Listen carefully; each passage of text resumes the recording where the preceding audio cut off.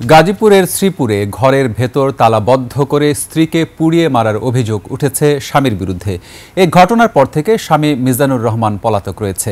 গেল রাত 8:30টার দিকে শ্রীপুরের ইন্দ্রপুর গ্রামে এই ঘটনা ঘটে। সকালে খবর পেয়ে ঘটনাস্থল থেকে গৃহবধূ মারুফা আক্তার এর পোড়া মৃতদেহ উদ্ধার করে পুলিশ জানায়, পারিবারিক বিরোধের জের ধরে স্ত্রীকে হত্যা করে ঘরের ভেতরে রেখে বাইরে তালাবদ্ধ করে পেট্রোল ঢেলে আগুন দিয়ে মৃত্যু নিশ্চিত করে পালিয়ে যান ঘাতক স্বামী মিজানুর রহমান। আগুন দেখতে পেয়ে স্থানীয়রা এসে তা নিয়ন্ত্রণ করেন।